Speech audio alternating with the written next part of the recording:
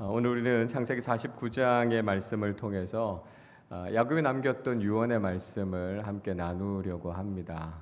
야곱은 창세기 25장에서부터 등장해서 그동안 쭉 야곱의 인생에 대한 이야기를 들려주고요.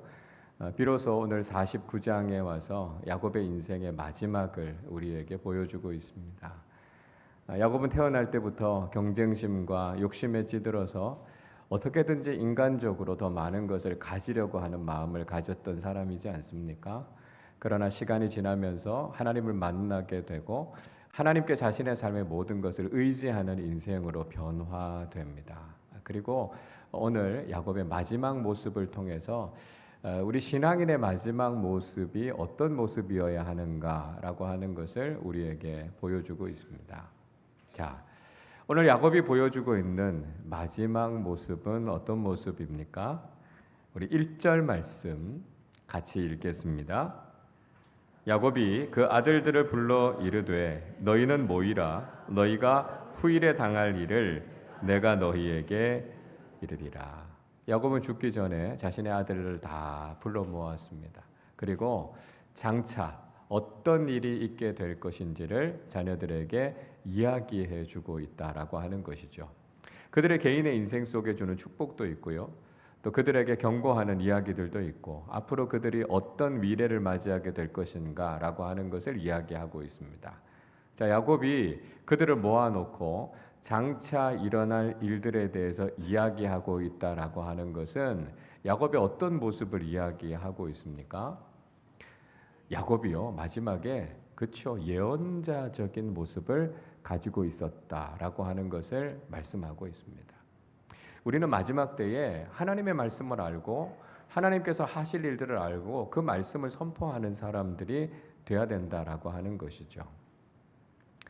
인생의 마지막이 됐을 때 자신이 살아온 인생에 대해서 후회하면서 그 인생을 마치는 사람들이 있습니다.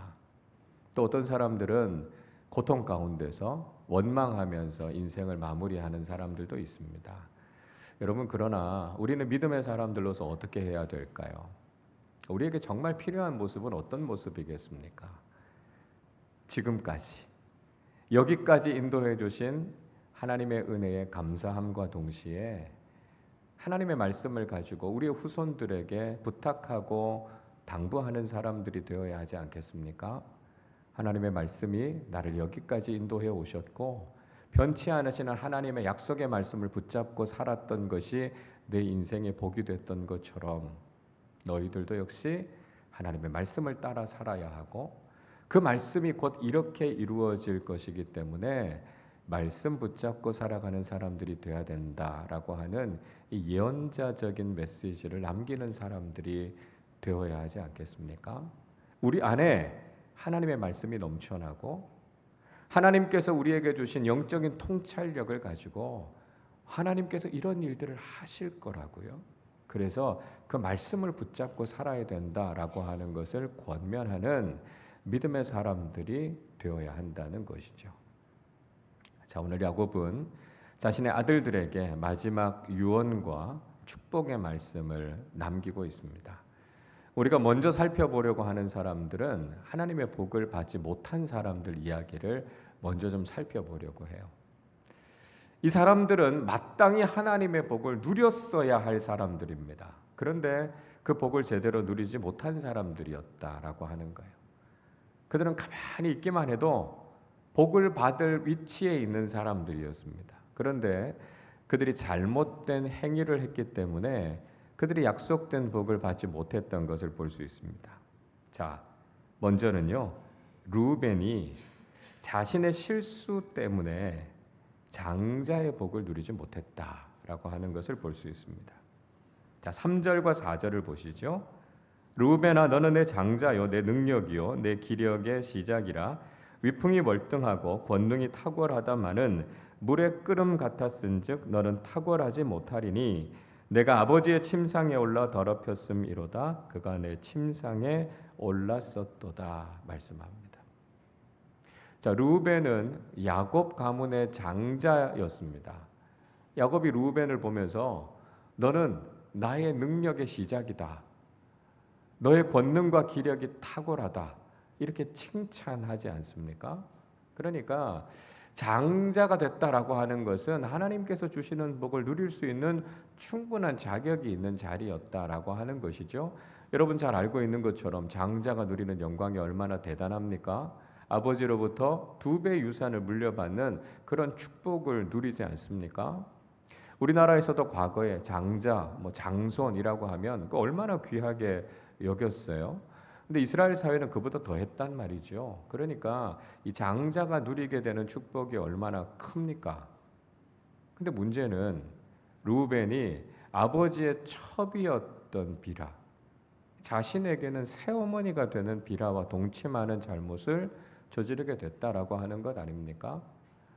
그러니까 이건 가장 기본이 되는 가정을 무너뜨린 거죠. 아버지를 모욕한 있을 수 없는 일입니다. 이건 신앙인의 차원에서 뿐만이 아니라 인간으로서도 이런 일을 해서는 안 되는 것이죠. 자, 그 이유가 무엇이었습니까? 그의 정욕 때문이었습니다. 마치 물이 끓어오르는 것처럼 자신 안에서 끓어오르는 정욕을 제어하지 못한 것 때문에 그는 해서는 안 되는 일을 하게 됐고요. 마땅히 그에게 주어져야 될 장자의 축복을 누리지 못하게 됐다고 말씀하고 있습니다. 여러분, 우리가 세상적으로 좋은 조건이나 환경 속에 있다고 해서 우리의 인생이 다 복을 받고 다 탁월한 인생이 되는 것이 아니라는 것이죠. 우리가 정말 신앙인의 양심을 따라 바르게 살아가고 있는가? 우리가 믿음의 사람답게 올바른 길을 걸어가고 있는가? 우리 생각해 봐야 된다는 거예요. 그렇게 살아가지 않으면 우리는 하나님께서 주시는 복을 누릴 수 없다라고 하는 것이죠. 특별히 신앙인으로 이 땅을 살아가면서 사탄은 우리에게 이 세상적인 유혹을 가지고 우리를 계속 뒤흔들 때가 있습니다. 그래서 이 욕망을 제어할 수 있는 사람들이 되어야 된다는 것이죠. 사도 요한은 요한일서 2장 16절에서 이렇게 말씀하죠. 이는 세상에 있는 모든 것이 육신의 정욕과 안목의 정욕과 이생의 자랑이니 다 아버지께로부터 온 것이 아니요 세상으로부터 온 것이라 말씀하고 있습니다. 하나님이 주신 게 아니라는 거예요. 사탄이 준 거라는 거죠. 조심해야 된다는 거예요. 육신의 정욕, 안목의 자랑, 우리가 보는 것을 통해서 보여지는 것을 통해서 무엇인가 자꾸 드러내고 싶어 하는 것들, 그리고 세상적인 것들을 가지고 자꾸 자랑 삼는 것들, 이게 마귀가 우리를 유혹하기 위해서 우리에게 주는 대표적인 욕망들이라는 거예요. 그래서 우리가 이걸 잘 제어하고 신앙인답게 절제하면서 바른 길을 걸어가야만 하나님께서 약속하신 복을 누릴 수 있다라고 하는 것을 우린 기억해야 된다라고 하는 것이죠. 자, 또 시므온과 레위는요, 폭력 때문에 아버지의 복을 누리지 못했습니다. 5절을 보십시오. 시므온과 레위는 형제요, 그들의 칼은 폭력의 도구로다 말씀하고 있습니다. 자, 야곱이 시므온과 레위를 향해서 그들은 형제다 이렇게 이야기합니다. 근데 사실 오늘 본문에 나오는 모든 사람들이 다 형제들 아닙니까? 근데 야곱이 유독 시므온과 레위를 향해서 형제다 이렇게 이야기하고 있는 이유가 무엇이겠습니까? 그들이 한 통속이라는 거예요. 같은 부류들이다라고 하는 것이죠. 그들의 특징이 뭡니까? 폭력성, 이 잔인함을 가지고 있었다라고 하는 것이죠. 자신의 여동생인 디나가 강간을 당했다라고 하는 이야기를 들었을 때 그들이 세겜과 그 지역 사람들을 다 몰살하지 않았습니까? 신앙인으로서는 절대로 해서는 안 되는 폭력성, 잔인함, 분노 이런 것들이 그들에게 있었다는 거예요. 그래서 5절부터 7절까지의 말씀을 쭉 보시면 그들의 특징에 대해서 이렇게 이야기하죠. 폭력, 분노, 혈기, 분기 이런 것들이 그들에게 가득했다는 거예요. 자, 우리가 그리스도인으로 살아가면서 조심해야 될 것들이 이런 것들이다라고 하는 것이죠. 폭력성, 다른 사람들에서 함부로 분노하고 복수하고 이런 것들에 대해서 우리가 조심해야 된다라고 하는 거죠. 우리가 그리스도인답게 살아간다라고 하는 것은 세상을 살아가면서 많은 사람들에게 관대하고 온유한 모습을 보이는 사람들이 돼야 된다는 것입니다. 물론 진리에 대해서는 엄격해야 되죠. 진리를 깨뜨리려 하는 것과는 싸워야 됩니다. 그러나 삶의 태도에 있어서 다른 사람들과의 관계에 있어서는 그리스도인다운 온유함, 관대함이 묻어나는 사람들이 돼야 된다라고 하는 것이죠. 그걸 잃어버렸던 시므온과 레위가 결국은 하나님의 축복으로부터 제외가 됐다라고 하는 것을 말씀하고 있습니다. 자, 이어서 우리가 살펴보게 될 것은 야곱으로부터 그저 평범한 복을 받았던 아들들에 대한 이야기들을 좀 살펴볼 겁니다. 이들이 특별한 복을 받은 게 아니라 그냥 일상적인 복을 받은 거예요. 그러니까 아버지의 입장에서 그냥 자네들이 잘 됐으면 좋겠다. 이 정도의 축복이었다는 거죠. 자, 먼저 스불론은 해변의 복을 누릴 것이라고 말씀하고 있습니다. 자, 13절을 보세요. 스불론은 해변에 거주하리니 그곳은 뱀에는 해변이라 그의 경계가 시돈까지리로다. 이렇게 말씀합니다. 그러니까 스불론이 해변의 복, 뱀에는 해변을 얻을 것이다. 그렇게 말씀하고 있어요. 그리고 그 지경이 시돈에까지 이르게 될 것이다. 그렇게 말씀하고 있습니다. 이 스불론이 그 기업으로 받았던 땅은요, 갈릴리 호수에서부터 서쪽 땅을 받았어요. 근데 문제는 뭐냐 하면 이 지중해하고 이 스불론 지파 사이에는 아셀 지파의 기업이 자리하고 있었습니다. 그러니까 사실 뱀에는 해변, 지중해 연안 이쪽은 스불론 지파가 받지 못했어요. 그래서 야곱의 이 예언이 성취되지 않은 것처럼 보일 수 있습니다. 그러나 이 스불론 지파는 가나안 북쪽에 있었던 시돈이라고 하는 도시, 당시에 해상 무역이 굉장히 발달했던 도시였는데요. 이 도시와 아주 긴밀하게 무역을 하면서 지냈습니다. 그래서 아마도 이 뱀에는 해변이라고 하는 이 복이 아마 그런 해상 무역을 통해서 이루어지지 않았을까라고 하는 것을 우리가 추측해 볼 수 있는 것이죠. 자, 둘째로 이사갈은 건장한 나귀라고 축복하고 있습니다. 14절을 보십시오. 이사갈은 양의 우리 사이에 꿇어앉은 건장한 나귀로다. 이렇게 말합니다. 건장한 나귀다라고 하는 말은 힘이 세다는 거예요. 우직하다. 이제 그런 뜻이 있습니다. 그러니까 이사갈이라고 하는 지파는 굉장히 강하고 힘이 있는 지파가 될 것이다라고 하는 것을 야곱이 예언하고 있어요. 그러나 동시에 야곱은 긍정적인 의미보다는 부정적인 의미를 좀 더 강조해서 이야기합니다. 15절의 말씀에 보니까요. 그렇게 힘이 있는데 그래서 주도적이고 진취적이고 자신의 삶을 펼쳐가는 게 아니라 그냥 편안하게 있기를 좋아했다는 거예요. 안주했다라고 하는 것이죠. 그래서 다른 사람들을 막 이끌어가기보다는 오히려 다른 사람 밑에서 섬기는 위치에 있었다라고 하는 것을 이야기하고 있습니다. 그래서 이후에 이 이사갈 지파는요 주로 이 피지배 계층이 됩니다. 그래서 납세를 많이 하고 또 노역을 하고 그래서 굉장히 좀 힘든 삶을 살았던 그런 지파에 속해 있었던 것을 우리가 볼 수 있습니다. 자, 셋째로요 단에 대한 이야기를 합니다. 단은 뱀과 같은 존재가 될 것이다. 이렇게 예언하고 있습니다. 16절을 보세요. 단은 이스라엘의 한 지파같이 그의 백성을 심판하리로다 말씀합니다. 단이라고 하는 말 자체가 심판하다라고 하는 의미가 있어요. 심판자라고 하는 건 다스린다는 거죠. 리더가 나온다는 것을 이야기하고 있습니다. 단을 향한 예언의 말씀이 어디에서 성취되냐 하면 단 지파 중에 사사였던 삼손을 통해서 다스리는 자가 나오게 되죠. 그래서 이 예언이 이루어지게 됩니다. 자, 그런데 문제는 뭐냐면 단이요 나중에 잘못된 일들을 하게 돼요. 야곱이 그 사실을 꿰뚫어 보면서 이야기합니다. 단은 꼭 뱀 같고 독사 같다는 거예요. 그래서 말의 발굽을 물어서 말 탄 자를 떨어뜨리게 될 것이다. 이렇게 이야기하고 있습니다. 이건 마치 에덴 동산에서 뱀으로 형상화한 사탄이 아담과 하와를 유혹해서 쓰러뜨리는 것과 같이 그렇게 유혹하고 죄악 가운데 빠지게 하는 일을 할 것이다라고 하는 거예요. 나중에 이 단지파는 원래 자신의 기업에 주어졌던 자리가 아닌 가나안 제일 북쪽에 있는 라이스라고 하는 도시를 점령하게 됩니다. 그리고 나서 그 도시의 이름을 단이라고 바꿔요. 근데 그 단이라고 하는 도시가 이스라엘이 우상 숭배를 하는 근원지가 됩니다.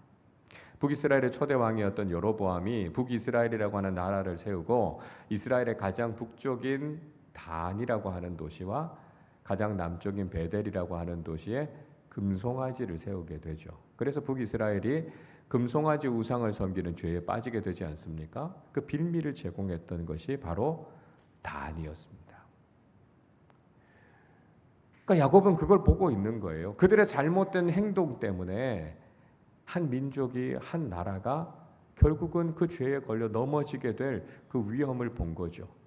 그런 상황 속에서 야곱은 하나님의 구원을 노래하고 있습니다.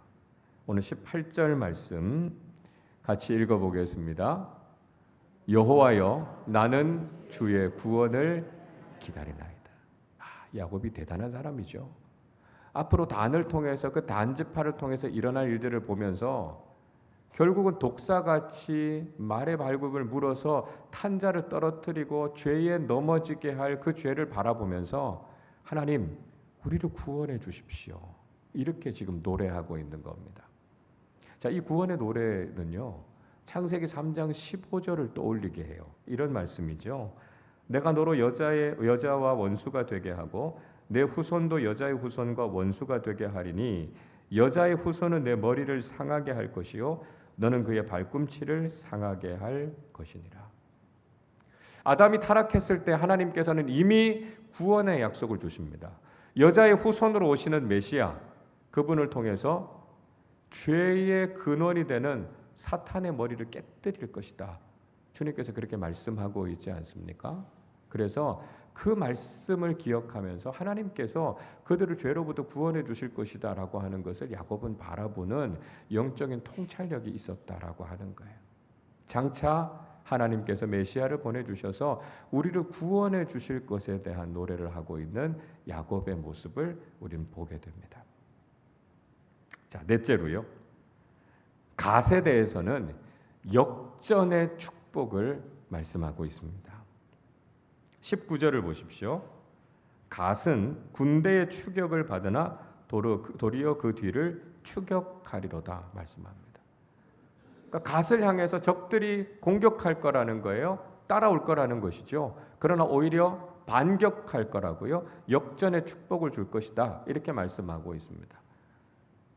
후에 갓 지파가 자리를 잡았던 곳은 요단강 동편이에요. 그러니까 그 요단강 동편 쪽에는 동방의 민족들이 거기 살고 있었습니다. 미디안, 모압, 암몬, 아라비아 이런 이방 민족들이 많이 살고 있어서 계속해서 갓 지파를 공격했다는 거죠. 그러나 갓 지파는 오히려 더 용맹해져서 그들과 맞서 싸워서 이기게 됐다는 거예요. 우리도 마찬가지라는 겁니다. 우리가 세상에서 살아가는 동안 사탄과 악한 세력들은 끊임없이 우리를 공격할 겁니다. 그때 우리가 패배하고 무릎 꿇는 것이 아니라 영적으로 더 강해져야 된다는 거예요. 그리고 우리가 오히려 공격하고 상황을 반전시키는 믿음의 용사들로 살아야 된다라고 하는 것을 우리는 깨닫게 됩니다. 자, 다섯째로 아셀에 대해서는 기름짐의 축복을 말씀하고 있습니다. 기름짐의 축복. 20절을 보세요. 아셀에게서 나는 먹을 것은 기름진 것이라 그가 왕의 수라상을 차리리로다 말씀합니다. 아셀이라고 하는 이름, 아샤르라고 하는 히브리어 단어는 행복한 자, 기쁨을 누리는 자, 그런 뜻을 갖고 있습니다.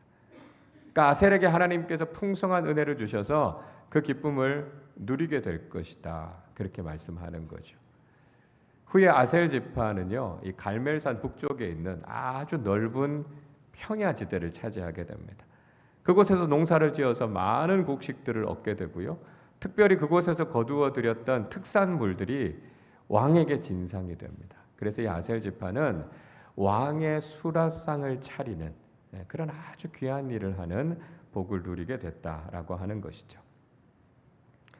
여섯 번째로 납달리에 대해서 이야기해요. 납달리에 대해서는 자유와 평안의 축복을 말씀하고 있습니다. 21절은 이렇게 말씀해요. 납달리는 노인 암사슴이라 아름다운 소리를 바라는도다. 이렇게 이야기합니다. 납탈리라고 하는 말은 경쟁하다는 뜻이에요. 싸우다 그런 뜻입니다. 왜 이름이 붙여졌냐 하면요. 나중에 납달리 지파는 이스라엘의 가장 북쪽 지역을 기업으로 받게 됩니다. 그러니까 아무래도 북쪽에 있는 이방 민족들에 의해서 공격을 많이 받지 않았겠습니까? 그러니까 그들과 맞서서 싸우는 일들을 주로 납달리 지파가 많이 했다는 거죠. 자, 그런데 야곱이 납달리를 축복하면서 뭐라고 이야기하냐면 노인 암사슴 같을 것이다 이렇게 이야기합니다. 그러니까 그런 자유, 평안 이걸 누릴 것이다 이렇게 이야기를 해요. 그러니까 납달리가 북쪽 지파들하고 계속해서 싸우는데 이 예언이 이루어지지 않은 게 아닌가 이렇게 생각할 수 있습니다. 근데 야곱의 이 예언이 어떻게 이루어지게 되냐면 이사야 선지자를 통해서 그 땅에 예수님이 오시게 될 것을 통해서 궁극적으로 그 예언이 이루어지게 됩니다. 이사야서 9장 1절은 이렇게 말씀해요. 전에 고통받던 자들에게는 흑암이 없으리로다. 옛적에는 여호와께서 스불론 땅과 납달리 땅이 멸시를 당하게 하셨더니 후에는 해변길과 요단 저쪽 이방의 갈릴리를 영화롭게 하셨느니라 말씀합니다. 자, 그러니까 스불론과 납달리 지역이 있었던 지파가 있었던 이 갈릴리 지역은 과거에는 소외받았던 땅이라는 거죠. 멸시됐던 땅이라는 거예요. 그런데 그 땅에 빛이 비치게 됩니다. 어떻게요? 예수 그리스도께서 갈릴리 사람으로 이 땅에 오신 거죠. 그래서 예수님이 갈릴리 사람으로서 하나님의 구원의 복음을 전하시고 많은 사람들을 자유케 하시고 평안케 하시지 않았습니까? 그래서 그동안 소외되어 있었던 그 납달리 지역의 땅들이 이제는 빛을 보게 됐다고요. 예수 그리스도를 통해서 갈릴리 사람으로 오신 우리 주님을 통해서 그 땅에 참된 자유와 평안이 임하게 됐다라고 하는 것을 보여주고 있습니다. 그러니까 야곱은 예수님의 오심과 예수님이 갈릴리 사람으로 오심을 통해서 이루셨던 그 구원의 역사에 대해서 이 납달리 지파를 통해서 결국 그런 일들이 이루어지게 될 것이다라고 하는 예언의 말씀을 들려주고 있는 것이죠. 자, 일곱 번째로 베냐민 지파에 대해서는 호전적인 성향을 말씀하고 있습니다. 호전적인 민족이 될 것이다. 27절을 보세요. 베냐민은 물어뜯는 일이라 아침에는 빼앗은 것을 먹고 저녁에는 움킨 것을 나누리로다. 이렇게 말씀합니다. 그러니까 베냐민을 묘사하면서 뭐라고 이야기하냐면 굉장히 거친 이리와 같은 모습일 것이다. 이렇게 이야기합니다. 그래서 굉장히 잘 다투고 공격하고 빼앗으려고 하는 호전적인 성향을 갖게 될 것이다 이야기하죠. 왜 그렇게 됐을까? 한번 우리가 추측을 해보면 베냐민은 야곱의 막내 아들 아닙니까? 그리고 형들과도 뭐 나이가 많이 벌어지니까요. 아버지도 형들도 아마 베냐민을 보면서 그냥 오냐 오냐 하면서 키웠을 겁니다. 그러니까 베냐민이요 마치 자신이 다 왕인 것 같이 다 자기에게 맞춰주니까요. 그러니까 베냐민이 자기 마음대로 행동했던 것 같아요. 그러니까 그런 것들이 굳어지면서 이후에 그 후손들이 굉장히 호전적인 사람들이 됩니다. 예를 들면 사사기 19장의 말씀을 읽어보면 레위 사람이 첩을 데리고요. 베냐민 땅이었던 기브아라고 하는 곳에 가게 됩니다. 그런데 베냐민 사람들이 막 몰려들어요. 그래서 그 첩을 내놓으라고요. 그래서 그 첩을 겁탈하는 일들이 일어나게 되죠. 그것 때문에 이스라엘 각 지파 간에 엄청나게 큰 분쟁이 일어나게 되지 않습니까? 그래서 이런 호전적인 성향들 때문에 다른 사람들을 공격하고 빼앗고 자신이 원하는 것을 기어이 이루고야만은 그런 성향을 갖게 될 것이다 라고 하는 것을 야곱이 지금 예언하고 있습니다. 자, 우리는 이제 마지막으로 두 사람에 대한 축복의 이야기들만 좀 나누고 말씀을 마치려고 합니다. 마땅히 복을 받아야 될 사람인데 복을 받지 못했던 사람들이 있었어요. 야곱의 아들들이었지만 그저 평범한 복을 누렸던 아들들이 있습니다. 그러나 야곱으로부터 특별한 축복과 사랑을 받았던 두 아들이 있었다는 것을 우리는 알게 되죠. 그 두 사람이 바로 유다와 요셉입니다. 유다는 자신의 동생들을 지키기 위해서 기꺼이 희생적인 모습을 보이지 않습니까? 그래서 요셉과 베냐민을 잘 지키고 보호하는 참 중요한 역할을 했습니다. 요셉은요, 애굽의 노예로 팔려가는 그 고난 속에서도 낙심하지 않았고 하나님의 비전과 하나님께서 자신에게 맡기신 사명을 바라보면서 그 사명을 잘 감당하죠. 그래서 자신의 가족과 주변의 많은 사람들의 생명을 살리는 참 귀한 일을 하게 되지 않습니까? 야곱이 그 두 아들을 향해서 아낌없이 축복해주고 있습니다.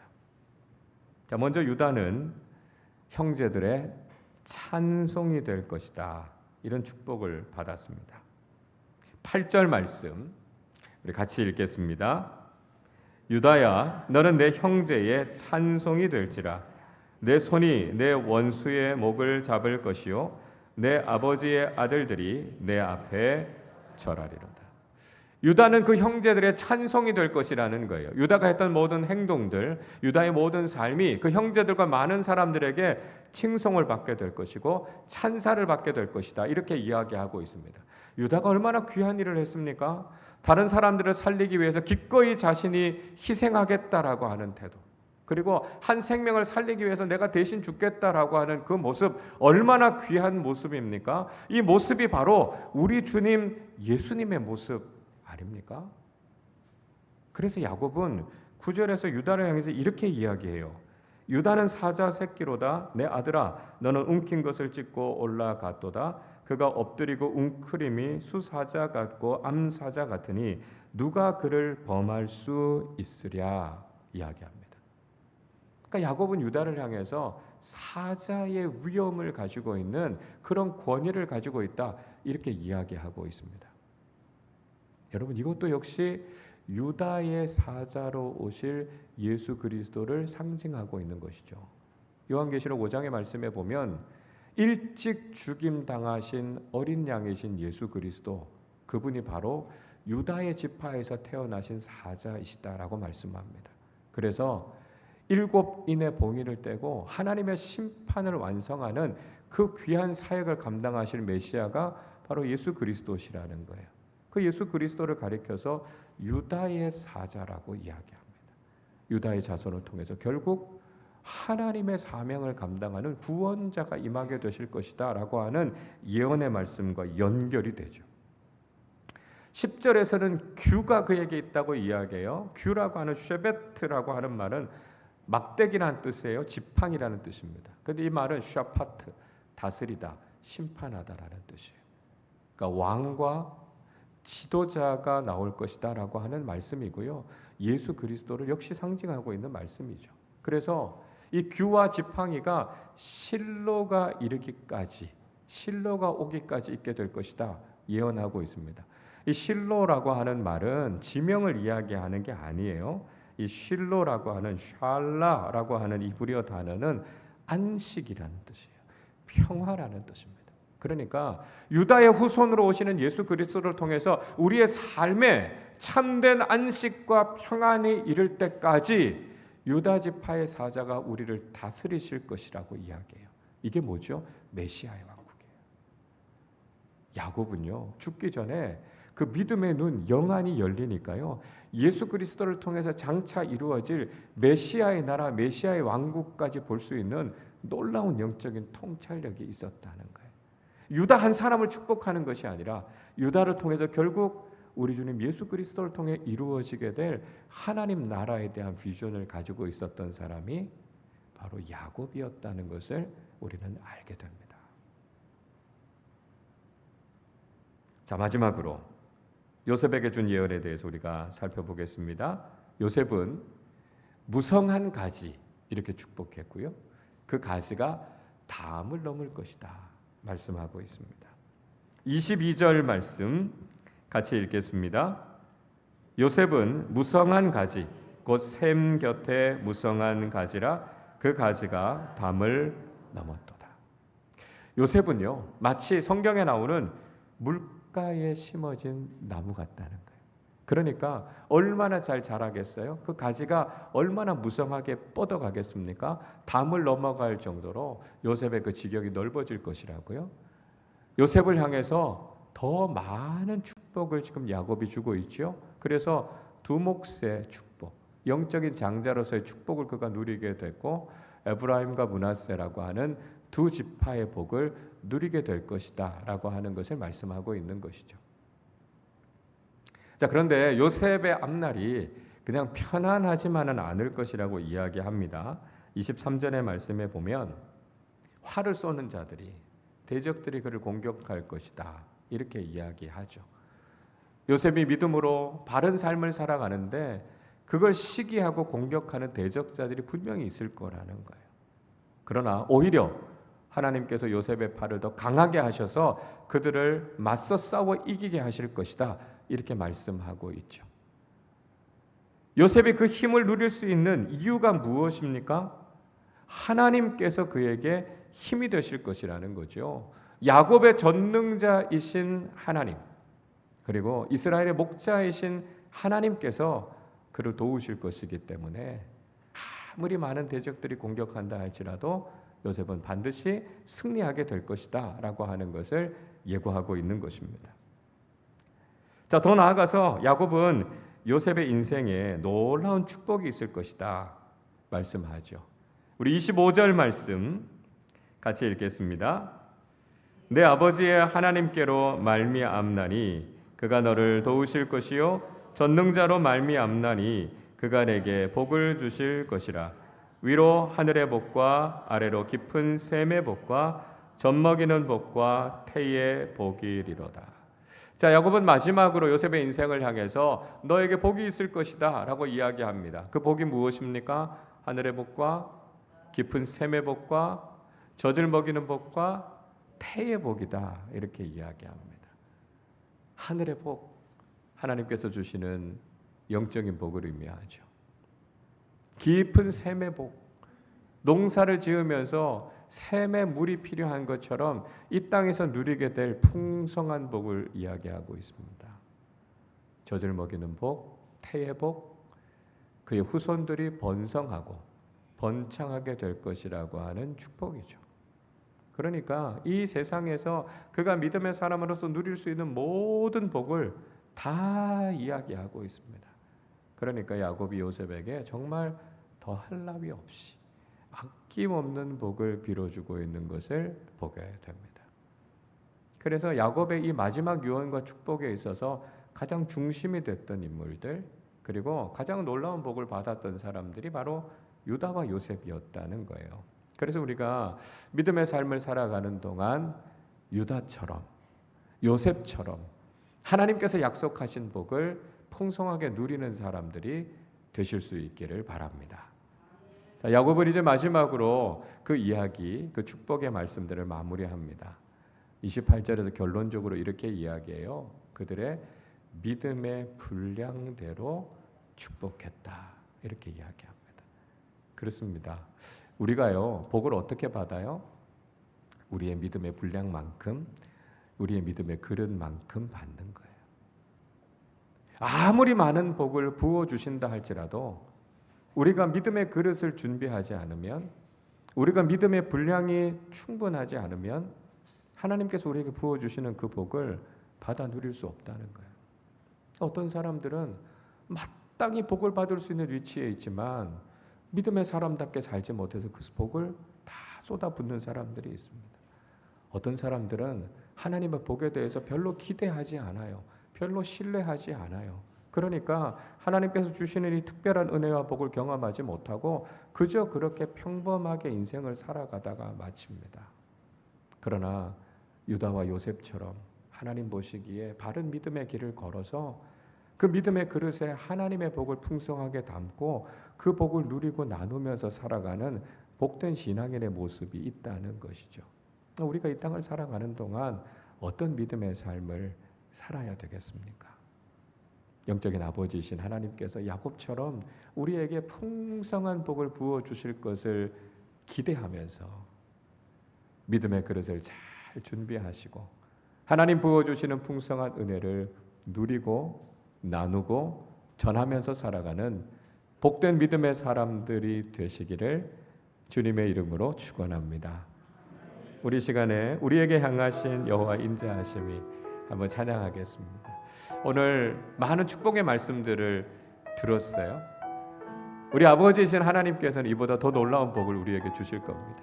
우리를 향하신 하나님의 인자하심, 하나님의 진실하심, 하나님의 계획하심과 풍성하신 은혜가 있는데 하나님, 우리가 믿음의 그릇을 잘 준비해서 요셉처럼 유다처럼 그 복을 하나도 쏟지 않고 담아내는 믿음의 삶 살게 해주십시오. 그런 복된 인생 되게 해주십시오. 우리 기대하는 마음으로 함께 찬양하도록 하겠습니다. 우리에게 향하신 우리에게 향하신 여호와의 인자하심이 크고 크도다 크시도다 크고 크도다 크시도 우리에게 향하신 여호와의 인자하심이 우리에게 향하신 여호와의 인자하심이 크고 크도다 크시도다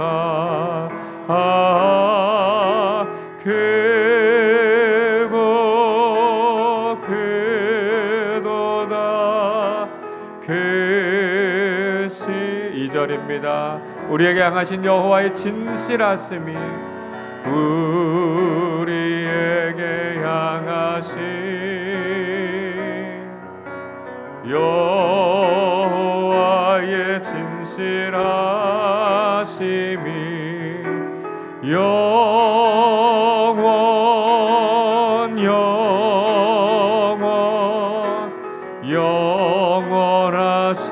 영원하시도다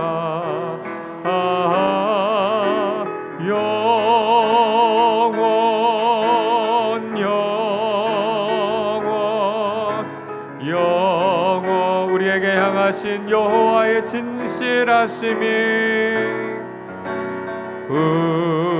우리에게 향하신 여호와의 진실한 영원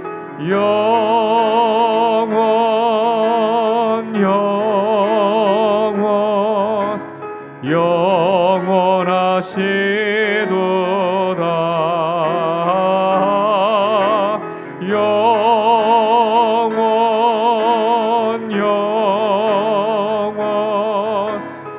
영원하 우리에게 향하신 여호와의 계획하심이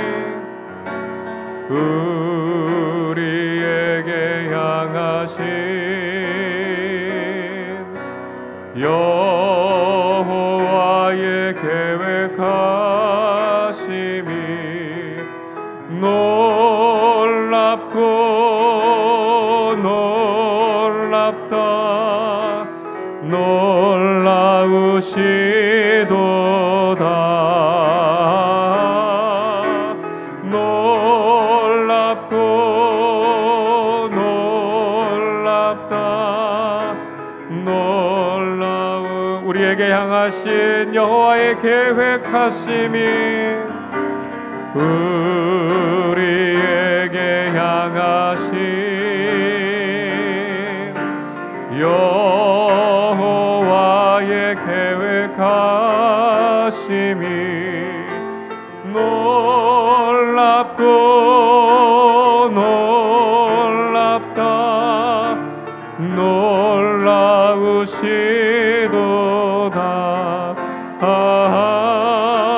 놀랍고 놀랍다 놀라우시도다.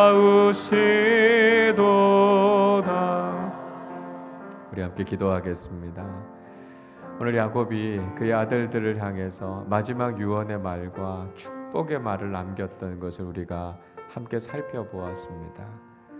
아버지 야곱도 자신의 아들들을 향해서 이렇게 아낌없이 복을 빌어 주었는데, 영적인 아버지이신 하나님께서 왜 우리에게 좋은 것을 아끼시겠습니까? 하나님의 사랑하심과 하나님의 진실하심과 하나님께서 우리와 우리의 자손들을 향해 가지고 계신 그 크고 놀라우신 계획을 믿음으로 바라보면서 하나님 주시는 복을 우리가 누리며 살아가기를 원합니다. 믿음의 사람답게 살아서 믿음의 그릇을 잘 준비하여서 하나님께서 우리의 삶 속에 부어주시는 은혜와 복을 하나도 쏟아버리지 않고 유다처럼 요셉처럼 그 풍성하고 놀라운 하나님의 복을 누리며 살아가는 복된 믿음의 사람들 되게 하여 주시옵소서. 우리 말씀을 생각하며 함께 합심으로 기도하겠습니다. 하나님 아버지 감사합니다. 야곱이 온 마음을 다해 사랑하는 아들들을 축복했던 것처럼 하나님 아버지 우리의 삶 속에 하나님의 은혜와 복이 풍성하게 임하기를 간절히 소원하며 갈망합니다. 루벤처럼 시므온처럼 레위처럼 하나님께서 주시는 복을 쏟아버리는 잘못된 신앙인답게 살아가지 않게 하시고, 하나님께서 주신 은혜와 복에 대해서 아무런 기대도 소망도 없이 살아가는 그런 덤덤한 사람들 되지 않게 하여 주시고, 유다처럼 요셉처럼 신앙인답게 올바르게 살아가고 하나님 앞에서 정직하고 바르게 살아가게 하여 주셔서 믿음의 그릇을 잘 준비하고 하나님께서 우리에게 부어주시는 그 놀라운 은혜와 복을 누리고 나누며 살아가는 복된 신앙인들 되게 하여 주시옵소서. 하나님께서 우리에게 약속하신 복을 부어주실 때 하나님 우리가 믿음으로 감사함으로 아멘으로 받게 하여 주시고, 하나님 그 복을 누리며 그 복을 많은 사람들에게 흘러가게 하는 축복의 통로로 살아가게 하여 주시옵소서. 하나님 우리를 통해 아름다운 예수 그리스도의 소식이 전해지게 하시고 메시아의 나라가 선포되게 하여 주시고, 하나님의 풍성한 은혜와 복이 우리를 통해 많은 사람들에게로 흘러가게 하여 주시옵소서. 그래서 유다의 축복이, 요셉의 축복이 하나님 우리의 삶과 우리의 교회를 통해서 하나님 우리의 이웃들과 온 세상으로 흘러가게 하여 주시옵소서. 하나님 앞에 바르게 믿음으로 살아가는 사람들에게 하나님께서 반드시 복 주시고 하나님께서 주시는 놀라운 구원의 약속과 은총이 우리의 삶을 통해 이루어지게 됨을 하나님 우리가 경험하고 세상을 향해 선포하며 살아가게 하여 주시옵소서. 그래서 예수를 믿고 하나님을 올바르게 섬기는 사람들을 향하신 하나님의 선하신 뜻과 아름다운 계획들을 하나님 많은 사람들에게 증거하며 살아가는 복된 신앙인들 되게 하여 주옵소서. 하나님 아버지 감사합니다. 우리의 인생을 향해서 선하고 좋은 계획을 가지고 계시고 하나님 우리의 삶에 넘치는 은혜와 복을 부어주시기를 원하시니 감사드립니다. 하나님, 그러나 혹시 우리가 잘못된 행동 때문에, 믿음 없음 때문에 하나님께서 우리에게 부어주시는 은혜를 쏟아버리고 다 흘려버렸던 것은 아닌지 우리 자신의 모습을 돌아보게 하여 주시옵소서. 유다처럼 요셉처럼 올바른 신앙인으로 이 땅을 살아가게 하여 주셔서 우리의 영적인 아버지이신 하나님께서 부어주시는 은혜와 복을 우리의 믿음의 그릇에 담아내는 사람들 되게 하여 주옵소서. 하나님께서 주시는 풍성한 복을 누릴 뿐만 아니라 우리의 삶을 통해, 우리 교회를 통해 하나님의 복이 흘러 넘치게 하여 주셔서 우리의 이웃들과 온 세상을 향해 구원의 복음, 하나님의 사랑, 주님의 놀라운 은총을 증거하며 살아가는 축복의 통로로 살게 하여 주시옵소서. 감사드리며 우리 주님 예수 그리스도의 이름으로 기도하옵나이다. 아멘.